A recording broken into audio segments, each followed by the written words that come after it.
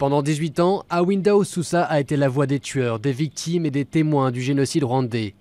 C'est ici, dans le tribunal pénal international pour le Rwanda, basé à Arusha en Tanzanie, qu'elle traduisait du français à l'anglais les horreurs d'un des génocides les plus tragiques de l'histoire.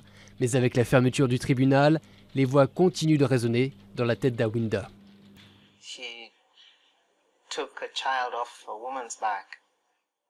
Un homme a pris un enfant qui était sur le dos de sa mère, l'a tenu par les jambes et l'a coupé en deux avec une machette.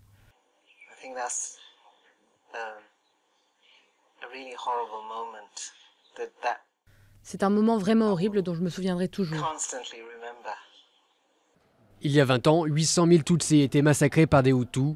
La communauté internationale, silencieuse au moment des faits, cherche alors à punir les architectes du génocide qui ont fui à l'étranger. Le tribunal pénal international pour le Rwanda est créé. En 2 décennies, il aura jugé 93 personnes, la plupart des dirigeants politiques et militaires au moment des violences.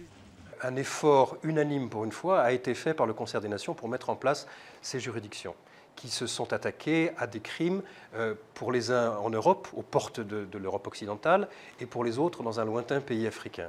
Je crois que ça a été, dans le cadre de la justice internationale, un progrès considérable qui a été accompli.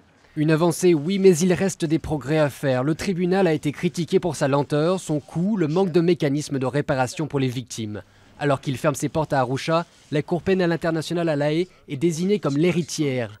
Bongani Majola, clerc au tribunal, aimerait voir ses ressources transférées à la CPI.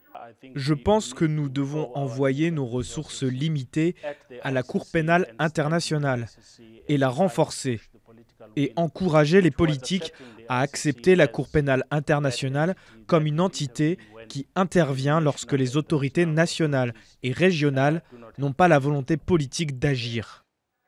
Un souhait ambitieux, mais pour Bongani, un pays déchiré par une guerre civile ne peut rester en paix que si justice est faite.